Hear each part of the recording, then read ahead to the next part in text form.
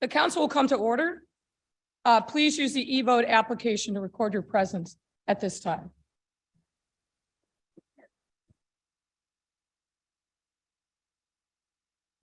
All right, the quorum is open. Please use your device, sign in.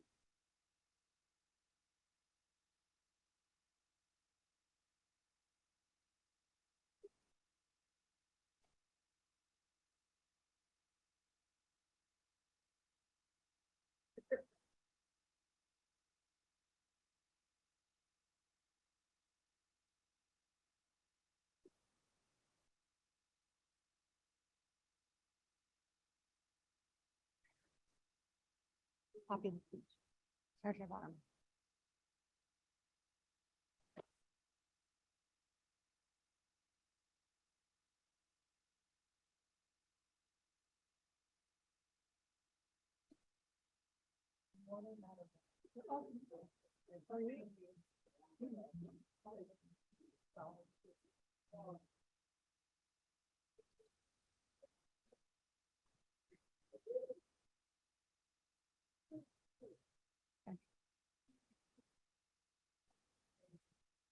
Is it a minute? All right, I will go through if anyone hasn't cast their vote. Alderman King with the voice vote. Not here. Alderman Burke, not here. No. Alderman Coleman with a voice vote, not here. Alderman Cicho Lopez. Alderman Maldonado is a present. We'll record you. Alderman Rodriguez Sanchez. Alderman Ramirez Rosa. Alderman Tunney. Alderman Tunney is present. Alderman Martin. Okay, the others are not. Just Maldonado. And Tunney. And Tunney. Okay, we're good. The vote is now closed. 41.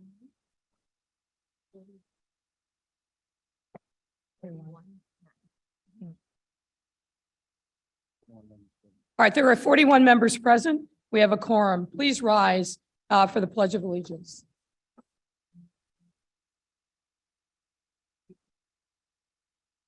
Allegiance to the flag of the United States, to the republic which stands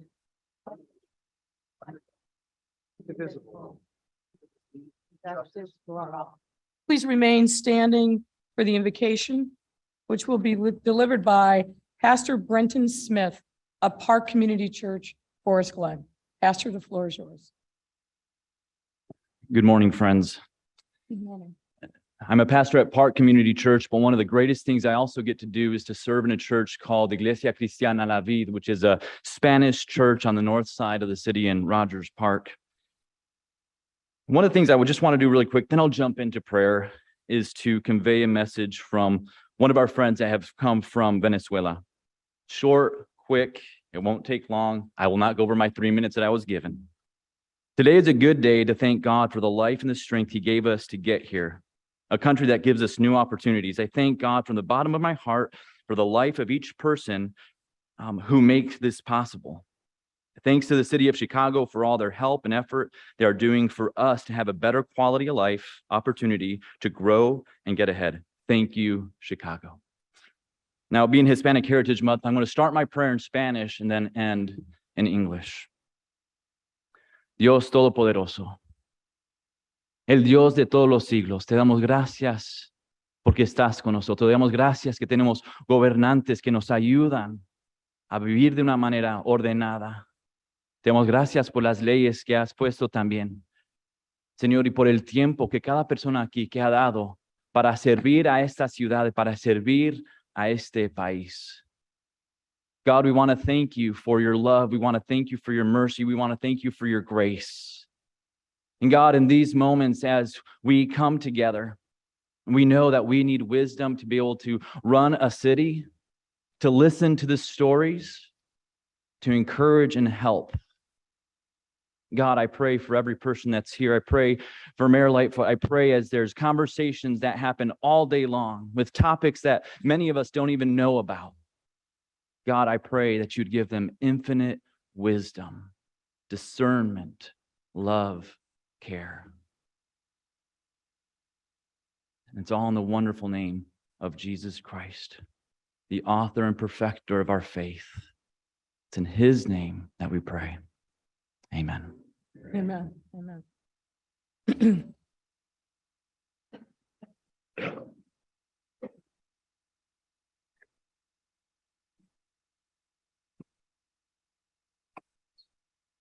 Yeah.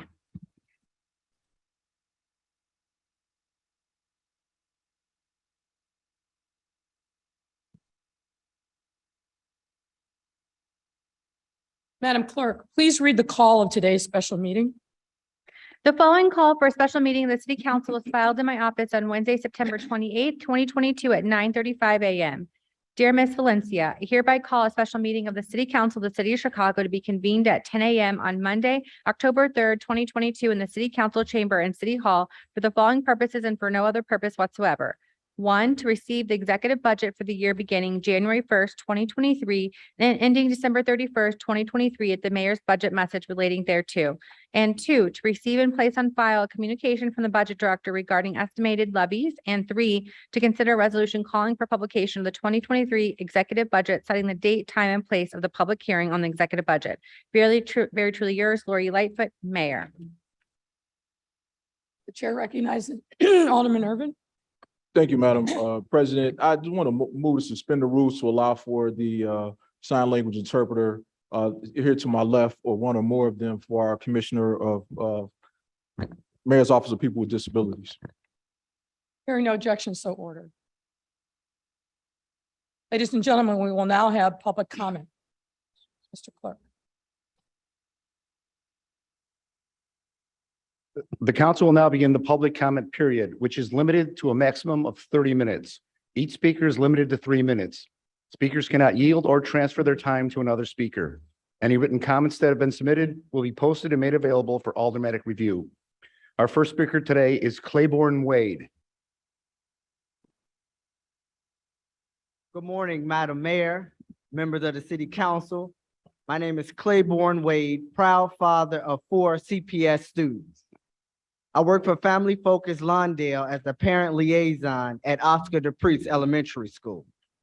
In its first 2 years, Chicago Connected provided at-home broadband to more than 100,000 students across 60,000 households at a time when, without internet, students would have not been able to attend school. The parents that I work with at Oscar DePriest on a daily basis expressed to me that the program is a game changer.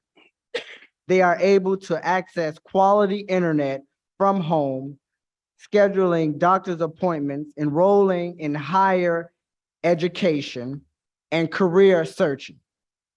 More monies in the pockets of working families because it's one less bill that they have to pay. Our kids are no longer doing homework or projects on their cell phones. Having quality internet gives our kids a chance to make it. The internet is their window to the world. Chicago Connected has made historic progress, but we must not stop there. I'm excited to see that the city's $28 million commitment to investing in digital equity solutions in response to community member needs that tap in community strengths. The Chicago Digital Equity Council has taken a thoughtful and international approach to hearing about folks' experience with internet, devices, and digital learning on the ground. In a few weeks, we are hosting a conversation in our community of Austin to ensure our voices are heard. City Chicago Connected demonstrated the importance of having a network of trusted community partners and equitable consumer policies. It is crucial that the city build upon the progress of Chicago Connected to ensure there is an affordable quality broadband option for all families in the long term.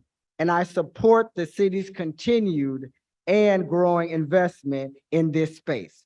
Thank you all very much. Thank you, Mr. Wade, for your comments. Our next speaker is Rebecca Lubo. Hello. My name is Becca Lubo. I live in Alderman Wagasback's ward. Every day on my way to work, I pass a group of tents under a bridge a block away from my apartment. And my houseless neighbors sleep there because the city has failed them. I've seen those tents in the rain and snow and on days when it's too cold for human beings to safely sleep outside. I'm here because affordable housing is necessary for survival, which makes it a human right. Houselessness is already a crisis in this city, and the problem is growing. The Economic Roundtable projects that chronic homelessness will increase by 49% over the next 4 years if we don't take action. Last year, Mayor Lightfoot and City Council passed a budget with $65 million directed to permanent supportive housing and an additional $20 million allocated for rapid rehousing using federal COVID relief funds, but that's a one-time fix. When those funds run out, this body will still need a permanent funding source to address the ongoing housing crisis. And as my neighbors prepare to spend this winter in the street, we are in a historic real estate boom. A progressive real estate transfer tax on the sale of properties worth over $1 million could raise millions for affordable housing and wraparound services like mental health care and job training to keep people housed. It's time to pass Bring Chicago Home, a community-driven, practical plan to solve the homelessness crisis. Give the people of Chicago the opportunity to vote on it. That's all we're asking. Put Bring Chicago Home on the ballot, and I know we will choose to house our neighbors by asking people fortunate and privileged enough to be selling skyscrapers to pay just a little bit more of their fair share. 65K need a place to stay. There are 65,000 people experiencing homelessness in Chicago right now. That's enough people to populate an entire ward. The 51st ward includes children and parents and elders experiencing homelessness, and the 51st ward doesn't have representation in this building. I'm here today with the Chicago Coalition for the Homeless to change that. We demand that City Council and Mayor Lightfoot meet your obligations to the people of the 51st ward and pass Bring Chicago Home now. Thank you, Ms. Lubo, for your comments. Our next speaker is Penina Traynor. Good morning. My name is Penina Traynor, and I'm a public health professional and a social worker. I moved to Chicago 2 years ago, and I have been working in housing navigation in a primary healthcare setting. The team I work with helps individuals experiencing homelessness identify housing waitlists they are eligible for and assist them with signing up for these waitlists. We also assist individuals with connecting to services such as food access, transportation, legal services, and mental health and medical care. Because stable, safe housing is a basic human need, and because housing and health are so intertwined, many individuals experiencing homelessness are also experiencing adverse health outcomes that are exacerbated by these experiences. My team diligently provides information and assistance to folks experiencing homelessness on a daily basis, and long, lengthy wait lists are primarily the services we are able to provide. Over the past 2 years, the amount of times I have had to deliver the news to an individual seeking housing that there is nothing more they can do at this time besides wait indefinitely is hard to bear. I've witnessed individuals' medical conditions worsen and lives lost during this indefinite wait period, a wait period that sometimes lasts forever due to what the city states as lack of resources. This is not an isolated experience. 65,000 of our neighbors in Chicago are waiting for more resources. We need Bring Chicago Home on the ballot immediately to provide the much needed housing resources our neighbors have been waiting for. Bring Chicago Home will change service delivery for my team and other housing and homelessness service providers.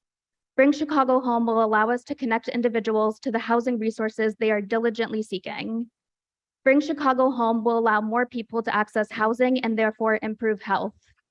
Providing this dedicated revenue stream will help make Chicago a more equitable and healthier city for all who live here. Thank you. Thank you, Ms. Traynor, for your comments. Our next speaker is Daryl Jemison.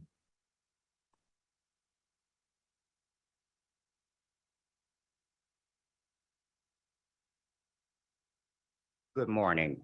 I'm currently living in a shelter on the west side of Chicago. And I've been in several shelters throughout the years because of certain circumstances, personal circumstances. But in most of the shelters here that I've experienced, most of them, the services are horrendous as far as in reference to sanitation, as far as in certain foods that they give people that are outdated, as far as certain people in administrative capacities do not understand or have the empathy for the plight of the people that they're supposed to be able to help or supposed to help. Primarily, there's a lot of mental issues. There's a lot of drug issues. They have certain therapists that are not trained for the specific situations that people are in. They put everybody in a melting pot and try to stir it up, and it's not functioning. A lot of the places do not have adequate facilities for the homeless, and primarily, most of the people there have lost their dignity and respect for themselves.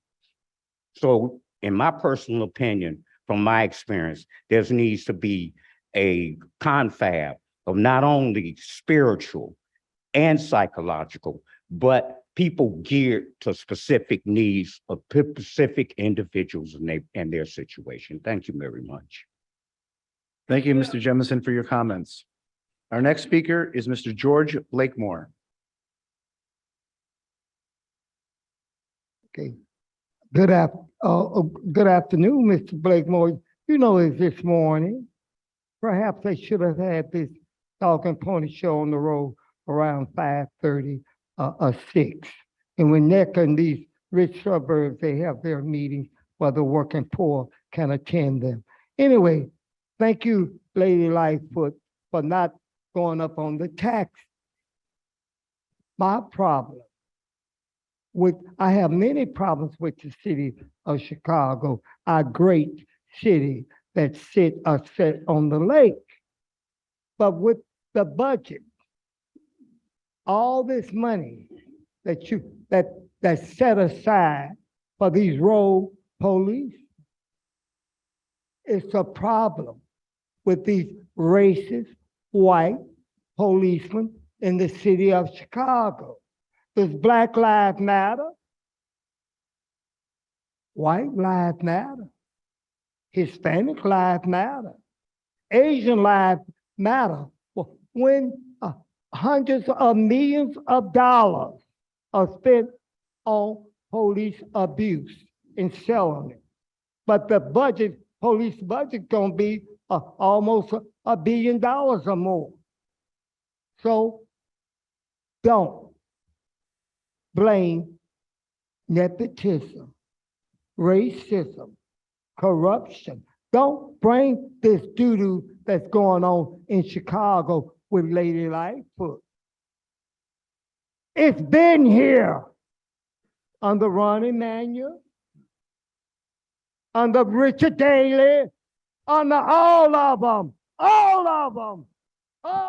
You two, boo, back to you. Racism is a culture of corruption here in this city. And you're going to make Lady Lightfoot your scapegoat. All the other candidates, I believe, and I have every right to believe this.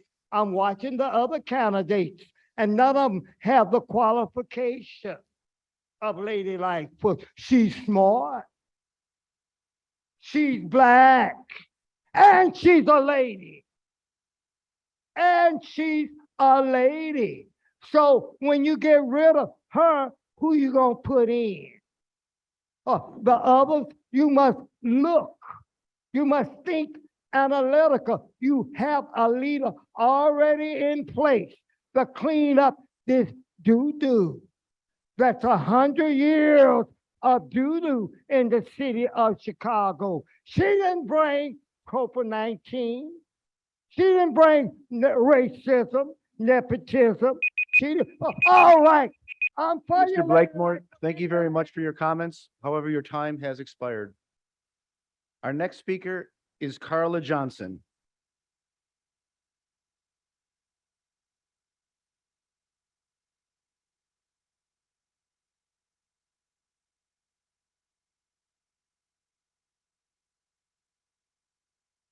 Good morning, Mayor Lightfoot. My name is Carla Johnson. This is my first time at City Council. I am a great grandmother and I have experienced homelessness for the last 4 years. In June, I was fortunate enough to be able to get into a senior living facility. After getting to the senior living facility, my son, my 35-year-old son, became homeless. So now my son is having to stay with me in my senior living apartment until he's able to find somewhere. As we mentioned earlier, that 65,000 people in the city of Chicago are experiencing homelessness. We have been working, trying to come up with a solution. I'm a member of the Bring Chicago Home Coalition, and we wanted to get the real estate transfer tax on the ballot. The sale of the Thompson Center to the Google would have made that somewhat possible. Those funds could have been explicitly used for the homeless. We need solutions, not Band-Aids, for the homeless problem that we have in the city of Chicago. We have a beautiful city. They're growing, they're expanding, but we do have a problem. Not only is crime a problem, but mental illness is a problem and homelessness is our problem. We're asking the mayor if she would please consider putting that real estate transfer tax onto the ballot. Thank you. Also, if you can look at the tents that are down on the first floor, that represents that 51st ward that we're talking about, those 65,000 people that are homeless. They're in the lobby. Thank you, Mayor. Thank you, Ms. Johnson, for your comments. Our next speaker is Richard Ducantanez. Good morning, Madam Mayor, members of the City Council. My name is Richard Ducantanez, and I am the Executive Director of Franciscan Outreach, a leading provider of homeless services here in Chicago. We operate as a system of support for individuals who are marginalized and experiencing homelessness. Through 5 service sites, we operate over 300 emergency shelter beds, primarily located in the North Lawndale, East Garfield Park, and Pilsen communities. Every day, we offer healthy meals, warm beds, and vital case management for those who need guidance and access to critical resources such as housing, healthcare, income and employment, and substance abuse treatment. This year, we received additional funding from the Chicago Department of Family and Support Services that allowed our organization to offer a starting wage of over $19 an hour for frontline staff. And we were also able to provide additional case management support for our guests. Last week, the Department of Housing released an RFP to fund the acquisition and possible rehabilitation of buildings and other properties within the city of Chicago to be used as non-congregate shelter for people experiencing homelessness. This is a tremendous leap forward for improved public health for individuals residing in emergency shelters. The department seeks proposals from operators of existing homeless shelters who are in fundamental need and critical need for new space to provide emergency shelter. However, the Department of Housing will provide grant funding to support capital expenses only and does not solicit the funding for ongoing shelter operations. Conversion of shelters from a congregate to a non-congregate setting will require significant additional operating funds. I'm here today to request consideration of additional infrastructure funding for existing shelters to be able to successfully meet the demands and costs associated with the operations of non-congregate shelter. While we fully support the goal to transition shelter operations to a non-congregate setting, we do acknowledge this will require additional resources. This will require the provision of private units, which have in-unit bathrooms as well as communal space. We anticipate, due to these demands, that there will be an increase in personnel as well as non-personnel related costs to operate under this environment. As you know, emergency shelters are critical to the system, and we serve as the vital safety net that saves thousands of lives each year, especially during inclement weather. And as far as need for additional permanent housing, as already spoken to today, we do believe that the Bring Chicago Home campaign can help solve this problem. With this initiative could potentially raise $160 million each year that could be dedicated to housing our guests and our most vulnerable neighbors. Thank you so much for your time. Thank you, Mr. DeCantonis, for your comments. Our next speaker is Carolyn Ross.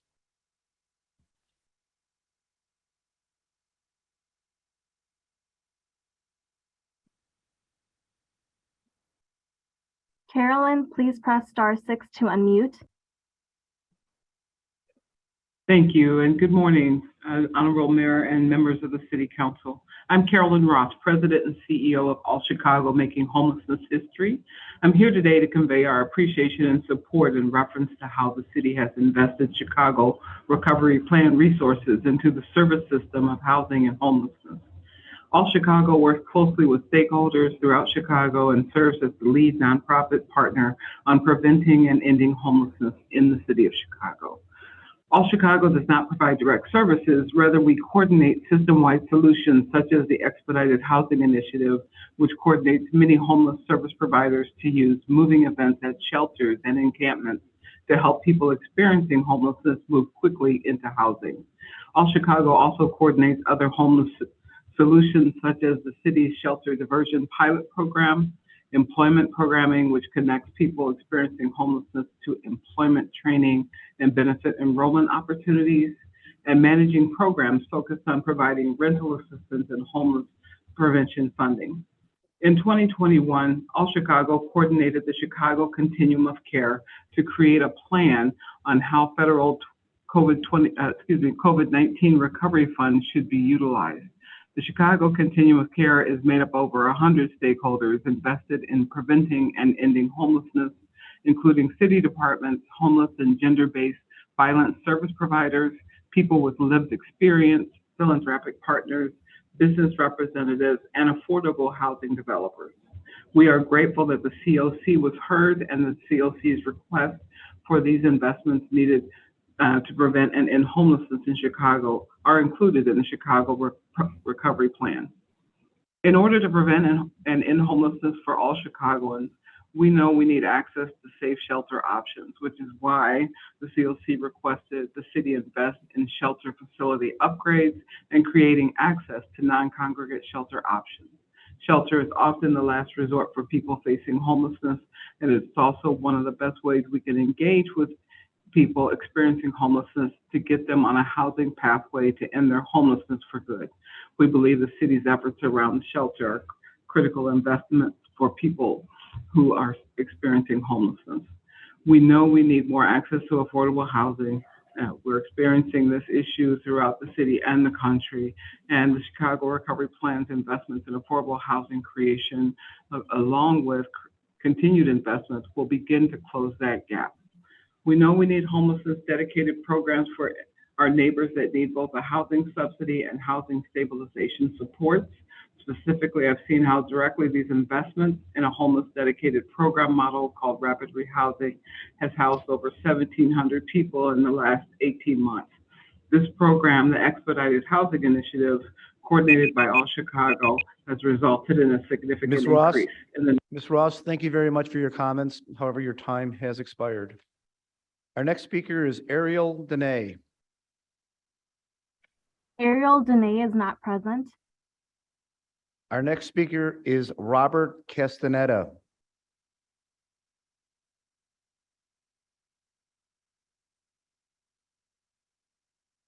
Good morning, everybody. My name is Robert Castaneda. I am the Executive Director of Beyond the Ball.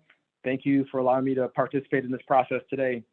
I was originally born and raised on the south side of Chicago, the neighborhood of South Chicago, where my father and my grandfather both worked in the steel mills before they were closed down. For the past 24 years, I lived on the west side in South Lawndale, also known as Little Village. This morning, I'm here to advocate for the funding that supports community services, especially those related to violence prevention and reduction. Today, I'm speaking to you not just as a leader of a community-based nonprofit, but as a Chicagoan. Although we are not in city employees, every day thousands of Chicagoans like myself work tirelessly to make our city a better and safer place, and the dollars that fund community services are critical to our work. at Beyond the Ball, we're known globally for the work that we do in sport and play-based youth and community development. And I could say that in my last 20 years of being, I would say, overly involved in my community and in our city, I'm here to report that the investments that are being made in this work are not just having a huge impact, but the investments are being used in a more strategic way than I've ever seen them being used. So again, thank you all for your time and for your continued support. Thank you. Thank you, Mr. Castaneda, for your comments. Your Honor, there are no other speakers who have timely signed up for the public comment period. This concludes the public comment period. The council will stand in recess for 5 minutes.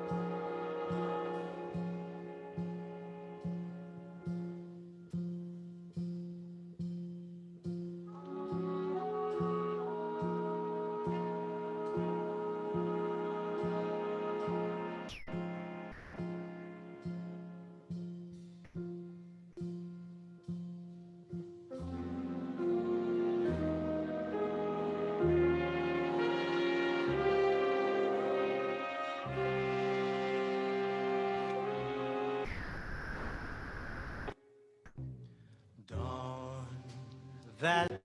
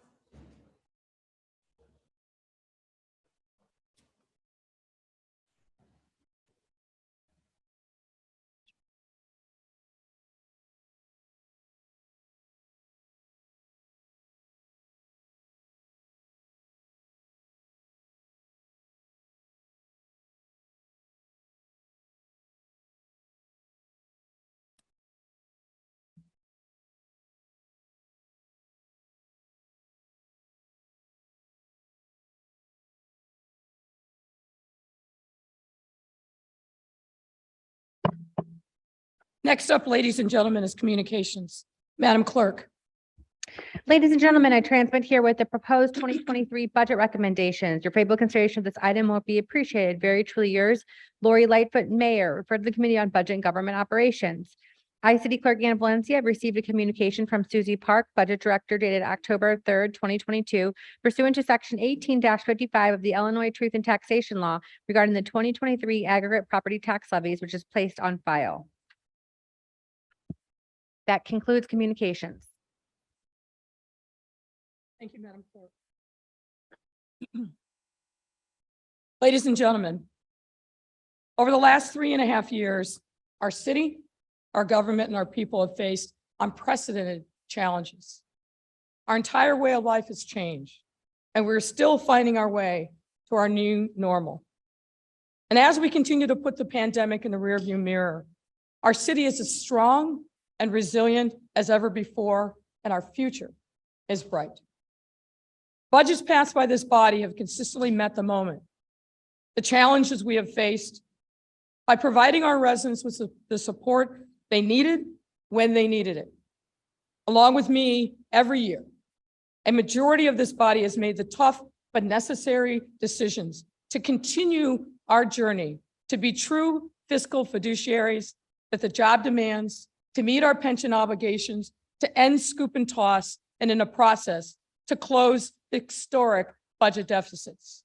You recall, we first closed an $838 million deficit left by the previous administration, and then a COVID-19 induced deficit of $1.2 billion.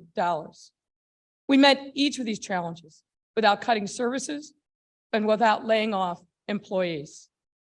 I want to thank each and every one of you who joined me in making the tough calls, put aside the politics, and worked not just as advocates for your ward, but as fiduciaries for the entire city.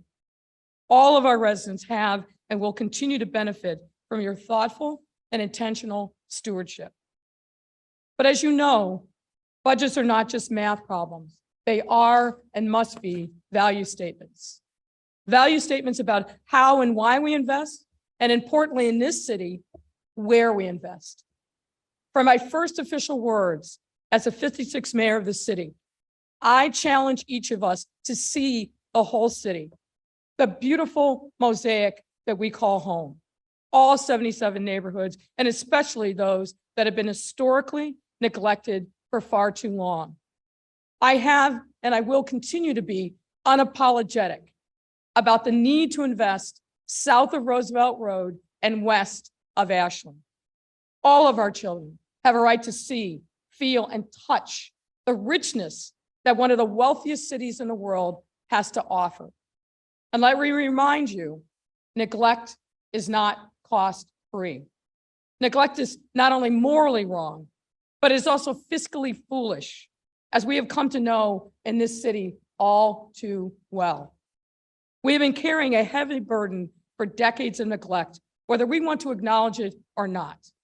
It shows up in the billions that we have spent on policing and incarceration, instead of pouring a fraction of those dollars into better schools, affordable housing, jobs, and infrastructure. It shows up in the trauma that shrouds too many of our homes and neighborhoods and chokes off the dreams and aspirations of individual communities.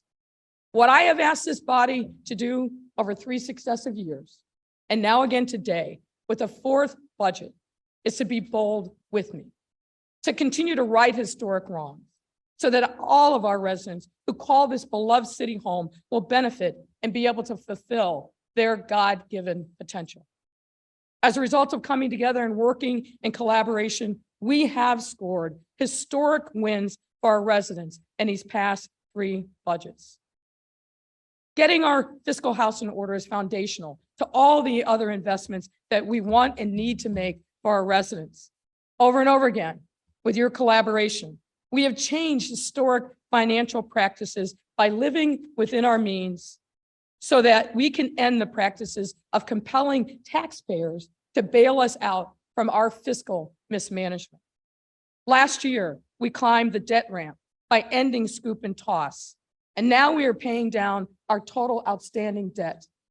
Thanks to better cash flow management, I am proud to share that we have lowered the city's general debt by $340 million and saved $22 million by eliminating a $1 billion line of credit at the start of my term. By fiscal year 2023, we will have reduced our outstanding debt by $866 million.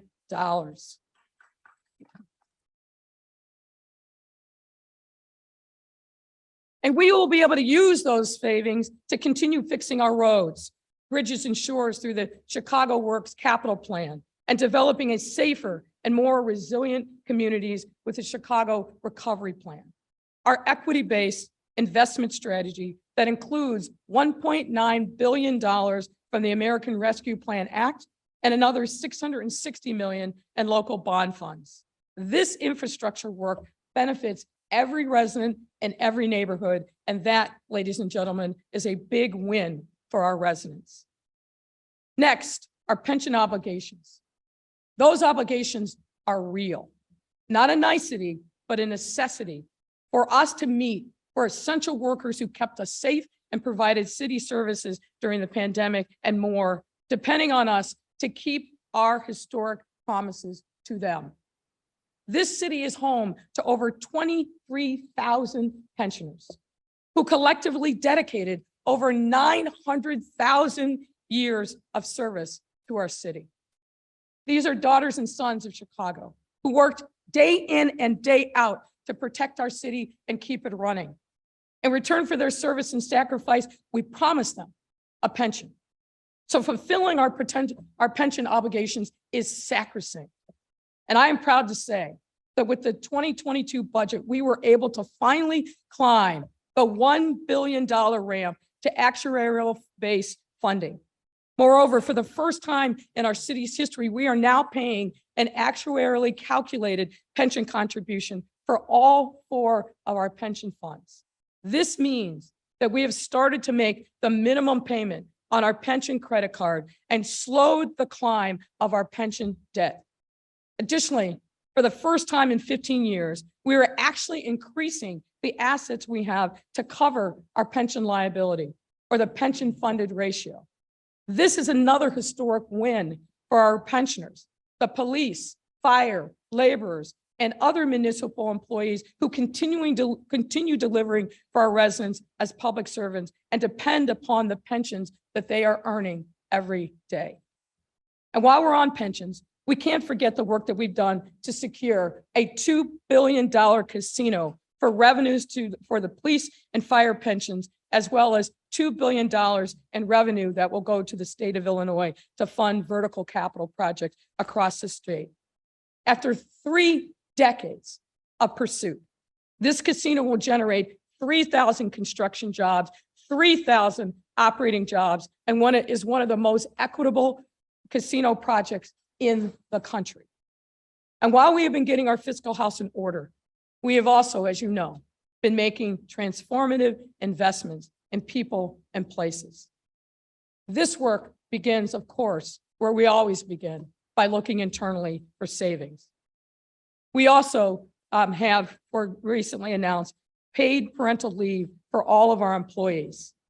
Under this new policy, all city employees will receive up to 12 weeks of paid parental leave, regardless of whether they are birthing or a non-birthing parent.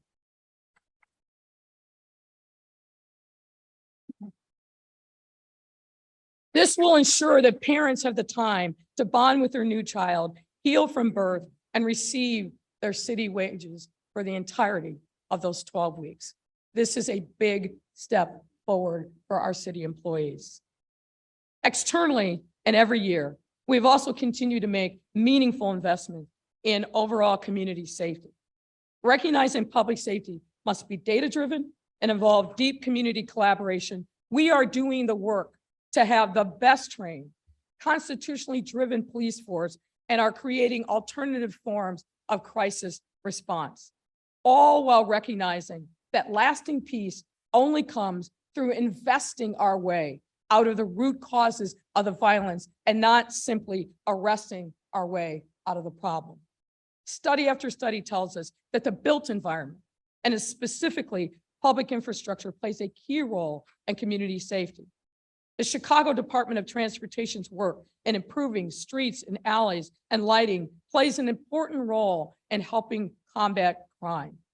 Since the investments in the Chicago Works Plan, CDOT has paved 262 miles of streets and alleys and installed 280,000 smart lighting fixtures across our city, saving us over $100 million in 10 years.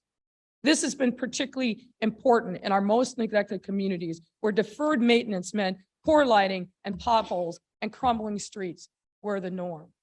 Thank you, Commissioner Biaggi and your whole team for your great work.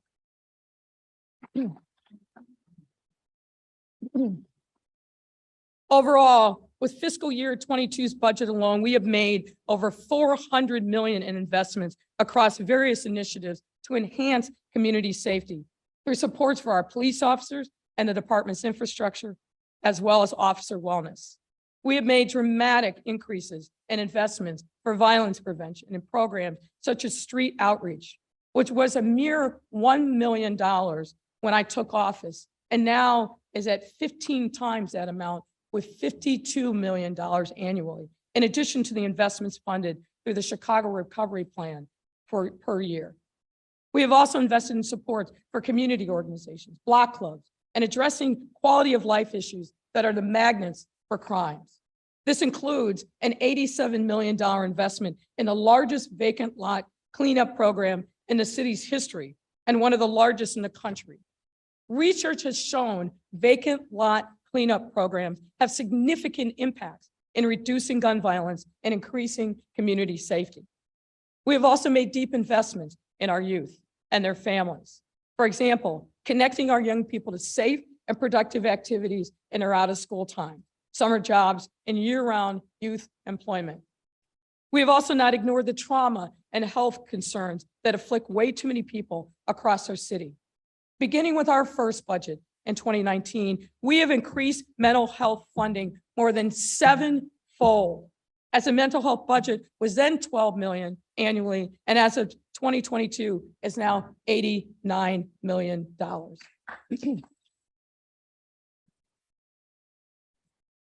Dr. Arwitty and her team at Public Health have done a phenomenal job.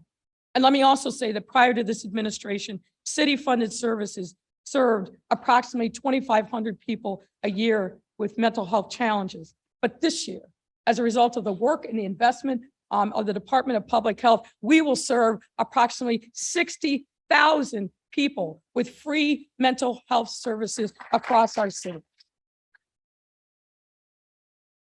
And importantly, we are now serving youth and children for the first time. We all the practitioners in our continuum of care, a deep amount of thanks and gratitude. Through their hard work and collaboration, our goal is to expand community-based centers of care to all of our 77 neighborhoods by year's end, and we are well on our way. We also know that a critical part of violence prevention is making sure that there is access to the legitimate economy for all of our residents.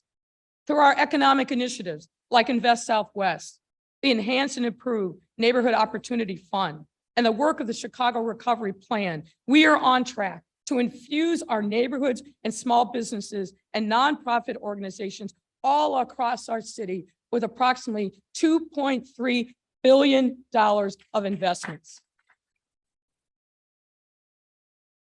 These dollars are a breath of life to the recipients who hire locally, provide needed services, and are themselves vibrancy in our neighborhood. And when we talk about community violence, we must also talk about the scourge of gender-based violence. Gender-based violence is a public health crisis and is a core component of our violence reduction strategy. That's why we published the first ever strategic plan to address gender-based violence and human trafficking last year and dedicated $35 million of this year's budget, a 300% increase since 2019, to support new and existing investments that provide assistance to survivors of gender-based violence, including emergency funds, legal assistance, mental health resources, and care coordination services. I also believe that one cannot talk about community safety without recognizing and supporting the needs of our returning citizens. Each year, thousands of individuals return to our neighborhoods, having served time at the Illinois Department of Corrections or the Cook County Jail. Our choice is clear. Do nothing and hope that these individuals do not return to a life of crime, or help them. Help them truly return home by giving them a pathway to the legitimate economy and a better life for a better future. We have chosen to invest in our returning citizens. And that's why, in addition to investing $10 million in a reentry workforce program to expand workforce training opportunities for formerly incarcerated individuals to attain employment, we have also released a roadmap for a second chance city earlier this year, which features key recommendations for actions to the city and our partners across sectors that must reduce the barriers to healthcare, housing, and economic mobility for returning residents. Also, earlier this year, I'm proud to say, we hired Willette Benford as our Director of Reentry. Willette is a returning resident herself, now leads the city's reentry work from the mayor's office to coordinate citywide efforts to strengthen our supports for returning residents and make sure the $10 million invested as part of the Chicago Recovery Plan has real maximum impact.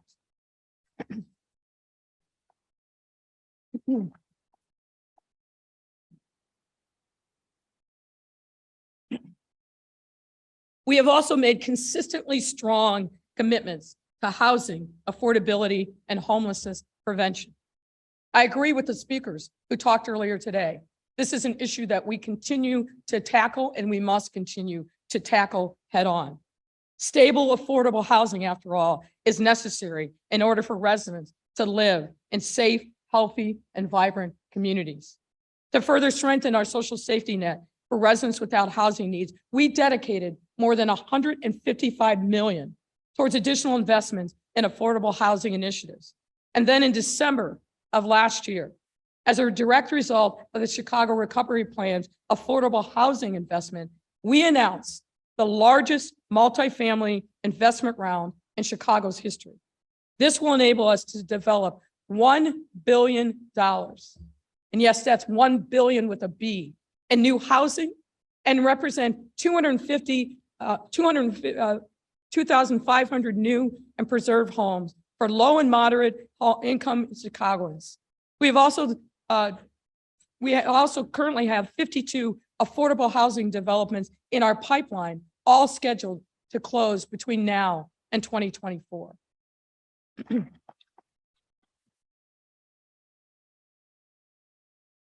And folks, we have and we will continue to make significant strides towards addressing homelessness prevention in our city. Each year, between 15,000 and 20,000 Chicagoans access services while experiencing homelessness. COVID has not only increased the vulnerability of these individuals, but also magnified the economic stressors that put people at risk of losing their housing.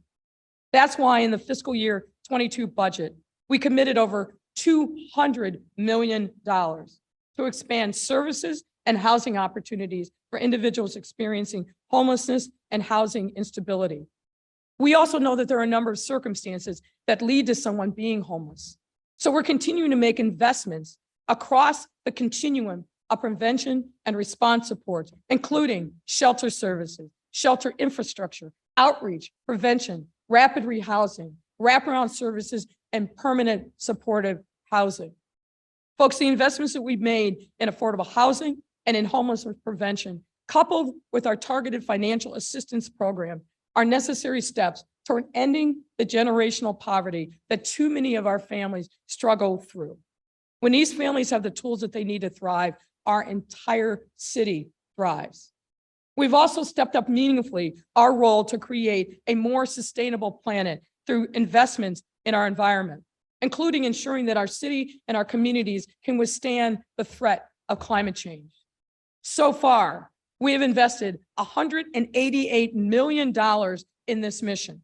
And this is the largest one-time investment in climate mitigation, adaptation, and environmental justice priorities in the city's history. And we will help us set and implement bold, equitable climate goals. We are making investments in shoring up our lakefront from north to south against threats posed by rising lake levels. And we are making progress on our goal to plant 75,000 new trees to enhance our urban tree canopy.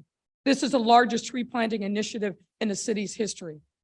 And the biggest news recently is that back in August, I was proud to announce that the city signed an agreement with retail electricity supplier Constellation in collaboration with Swift Energy to purchase 70% of our renewable energy for all city facilities and operations by 2025.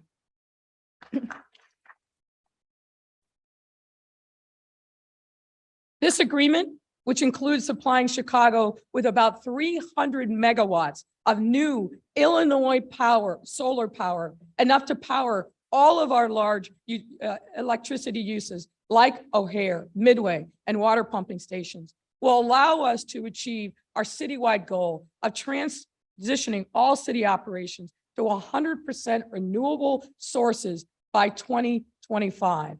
And will make a significant difference in our fight against climate change. These are some examples of the investments that we have made together. Importantly, every single one of these investments has been done with an eye towards equity and inclusion. And we now have the opportunity to do more. Now, I know that some of you, some in our city, and even in this very body, think that making real the values of equity and inclusion is a fundamentally flawed strategy. And to paraphrase one such skeptic, in his view, we do a disservice to the people who generate the revenues when we take from them and invest in neighborhoods who have been starving for resources for decades. Of course, that worldview ignores the reality that in every neighborhood in our city, there are hardworking people who contribute to our bottom line to the best of their abilities and are equally deserving of feeling the touch of city services that they help fund and living in a safe, walkable, and vibrant community. Luckily, a majority of you in this body have consistently rejected the view of the skeptics. And with this budget I propose today, I'm calling upon you one more time to stay the course, because the work that we have begun has been truly impactful. But folks, the work is not done, and we are just getting started. At no time over these 3+ years have we shied away from making tough choices, nor have we shirked our duty to be prudent fiscal stewards. Because of that dedication, our anticipated 2023 budget gap is the lowest in recent memory at $128 million. You will see when you dig into the proposed fiscal year 23 budget, to close this historically low gap, we again looked internally first to find solutions. And we have also applied the first $40 million we have received from the historic casino deal, and all of those dollars are going to reducing our public safety pension obligation.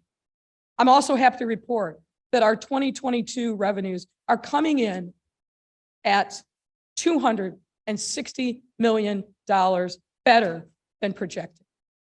That's a big deal, and you can clap for that. Why is that so? What we have seen is that our city is coming back to life. People are coming back downtown for work and leisure. Our restaurants and stores are starting to see better than pre-pandemic revenues. McCormick Place is again seeing growth in bookings for conventions and meetings. And businesses continue to make pro-Chicago decisions. Google's announcement that it would bring 3,000 to 5,000 new jobs to a redesigned Thompson Center is no fluke. Google joins 122 other companies that this year alone have made pro-Chicago decisions through either corporate relocations or significant expansions of their existing footprints.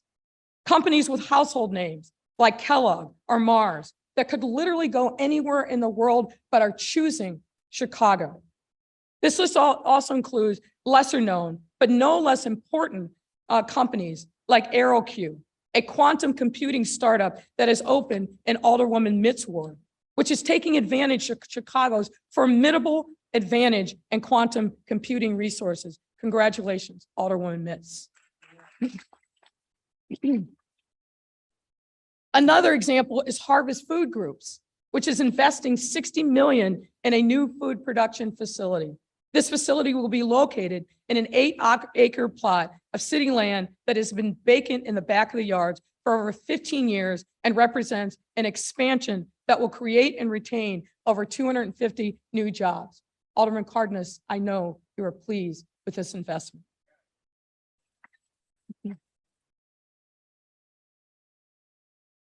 All of these economic data points have translated into an incredible rebound for our economy, which then translates into markedly improving city revenues. Again, that is good news for our taxpayers. These improved revenues have helped us close the gap for FY 2023. And ladies and gentlemen, as a result, in this budget, we recommend foregoing the consumer price index increase for 1 year because we are able to meet our pension obligations through these increased revenues. Now, I must sound, you can clap for that, Alderwoman Wade. I must, however, sound a cautionary note. As we have repeatedly emphasized, our pension obligations are real and continue to grow in the out years. We absolutely cannot return to the practices of the past where officials made the politically expedient but fiscally disastrous decisions to forego telling our taxpayers the truth about the work that it takes to meet our ongoing pension obligations, which sometimes must include modest property tax increases. Those days must permanently remain in the past. So yes, we have closed our gap and begun to pay the minimum payment on the city's pension credit card. But that doesn't mean we can run it up again. We will and we must continue to save for our future, as well as be good fiscal stewards of precious taxpayer dollars. Now, as you will see, this proposed fiscal year 2020 budget reflects our continued fulfillment of the historic investments we began in fiscal year 2022. We have moved faster than the city is used to in order to get the first 3 years of extraordinary funding out the door. But as you know, the work continues. As you evaluate this proposed budget, you will see that we continue our commitments made in last year's historic and progressive budget. For example, we must continue making progress on combating generational poverty. A key driver of the violence we're seeing in communities is simply poverty, which encompasses the next set of investments that I want to touch on. Poverty is a huge, heavy burden that prevents far too many of our residents from living and leading fulfilled and healthy lives. And many of the residents who are burdened by poverty are Black and brown and live in communities on the South and West Side, communities that have faced historic disinvestment for decades upon decades. Ensuring these residents have what they need to not just survive, but thrive will create a ripple effect that not only improves their lives and access to opportunity, but transforms the communities they call home, your communities, and inures to the benefit of our entire city, as they'll be able to contribute back to their local economy. For these reasons, as you know, we develop a number of initiatives dedicated to putting more money in the pockets of residents who are struggling. And one of these initiatives is the Chicago Resilient Communities Pilot, which works to directly reduce poverty by putting cash into the hands of the people who need it most. I want to again thank Alderman and Chairman Gil Villegas for making this a priority and pushing us to do what is right. This $31.5 million cash assistance pilot, supported by the American Rescue Plan, is providing 5,000 households with over $500 per month for 1 year. It is also one of the largest monthly cash assistance pilot in the country by households served. And what we are doing with this pilot is to make sure that the people who are participating are in a better financial footing at the end of the pilot than they were when they began, by providing them with substantive wraparound services and supports. It is also part of a larger $71 million investment we're making in targeted financial legal assistance for underserved communities.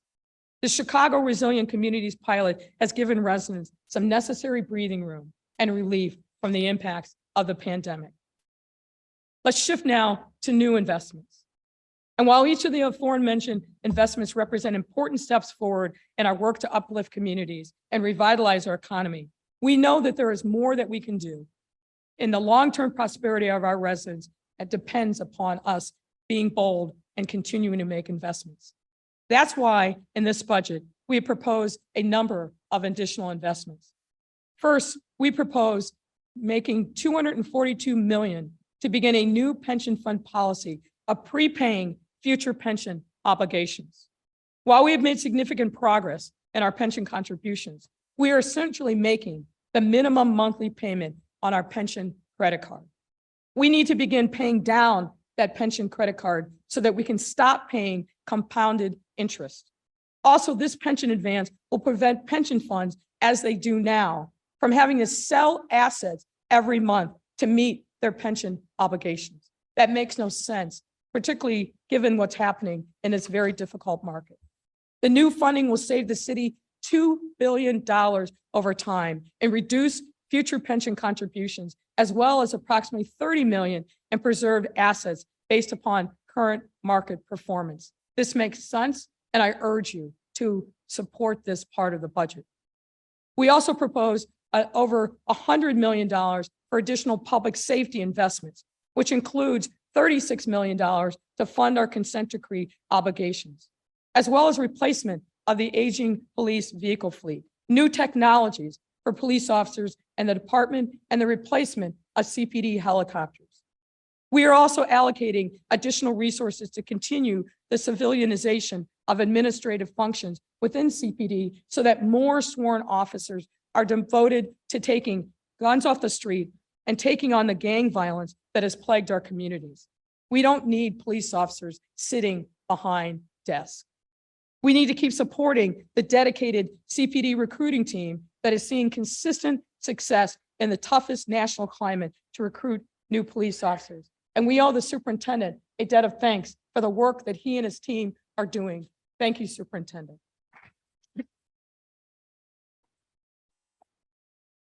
Importantly, the current recruiting trends are on track to yield the largest year of academy recruits and largest in recent memory, larger than the so-called surges in 2017 or 2018.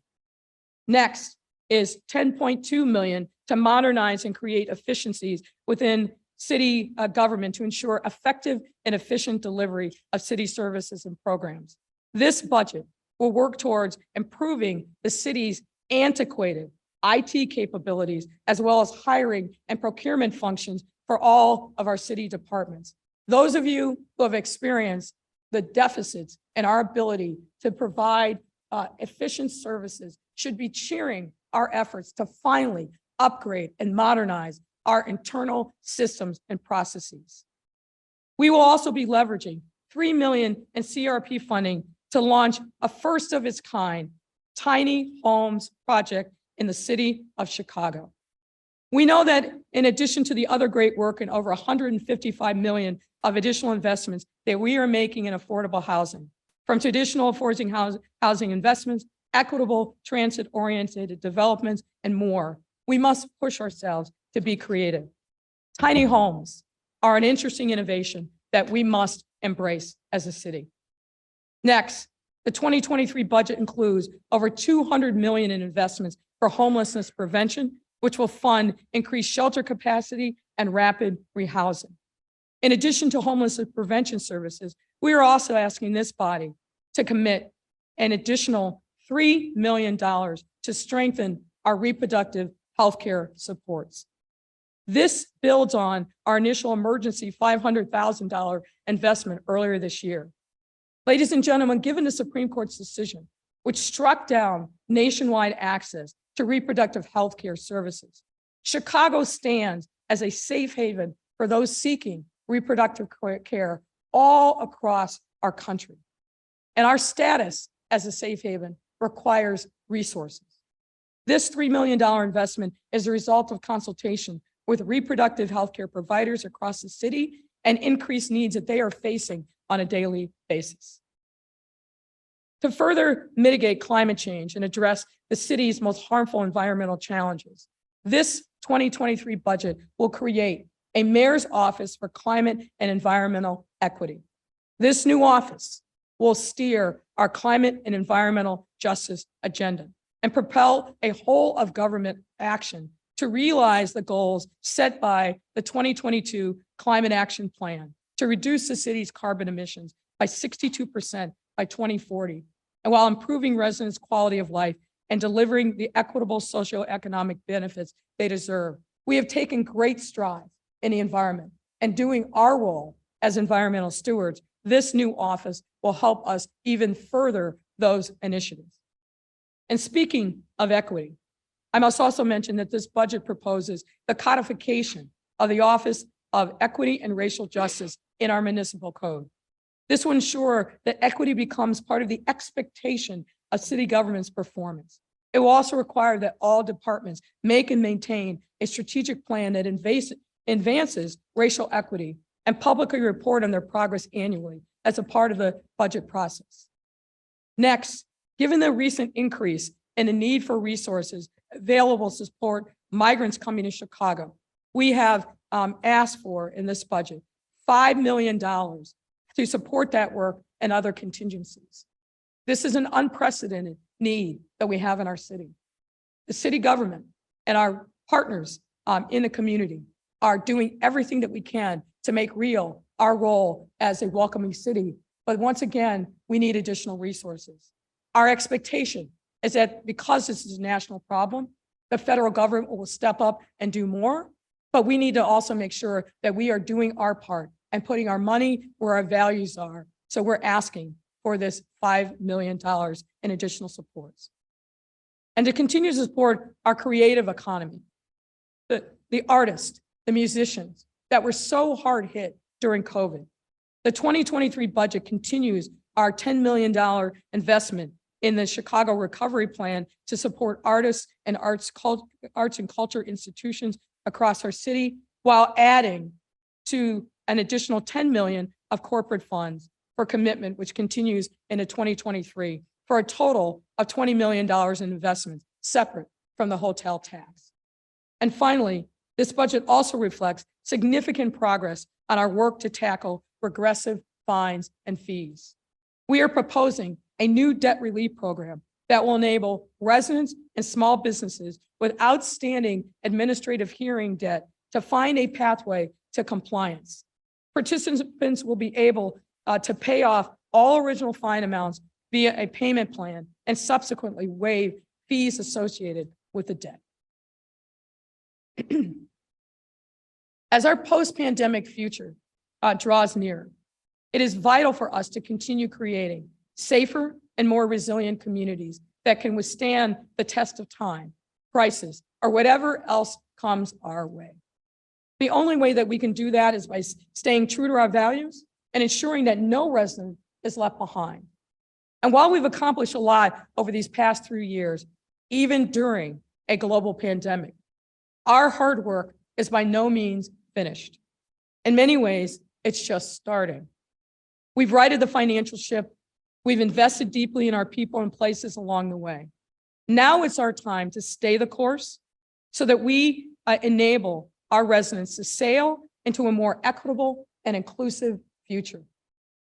Ladies and gentlemen, I believe that each and every one of us are holders of the public trust, and our residents need to see us reflect the realities of their lived experience in the work that we do here in this chamber and outside in city government. By supporting this budget, which combines fiscal prudence with continued and new investments, we will help our residents continue to recover, and by doing so, our city to prosper for years and years to come. I now turn this budget over to you for review, consideration, and my hope is for passage. Thank you for your daily sacrifices on behalf of our residents, and God bless the city of Chicago. Thank you.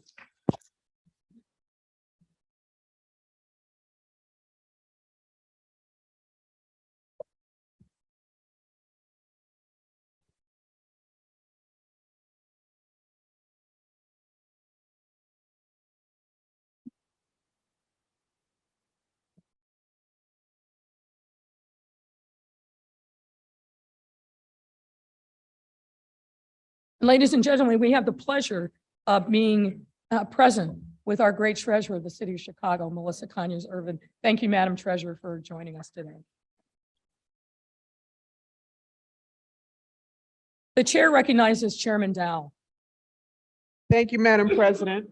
As referenced in the call for this special meeting, I have provided the clerk with a proposed resolution providing for publication and setting the date and time of a necessary hearing on the budget, and I ask that that resolution now be read. Madam Clerk, please read the resolution.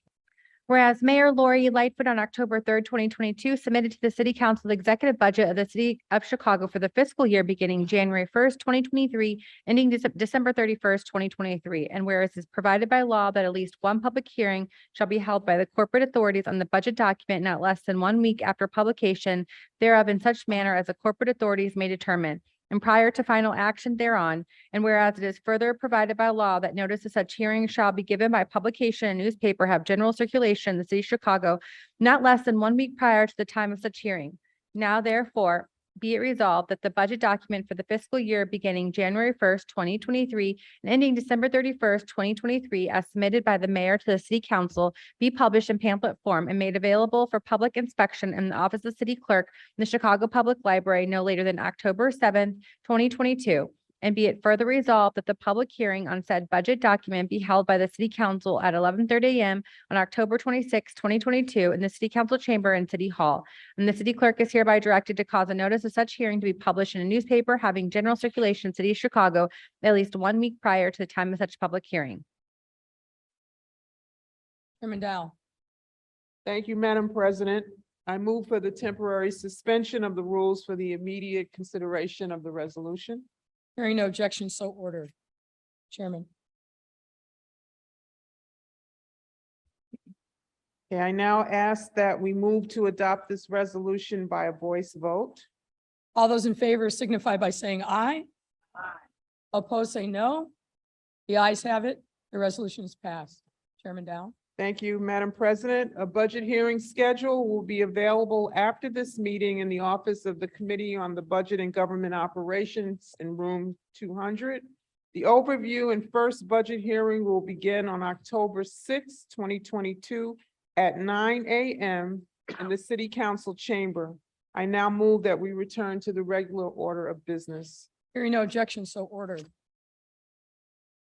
Ladies and gentlemen, that concludes the agenda for the special meeting. Alderman Mitchell, on a motion to adjourn today's special meeting. Madam President, if there's no further business before this body, I move that we adjourn. Hearing no objection, so ordered. Thank you, everyone.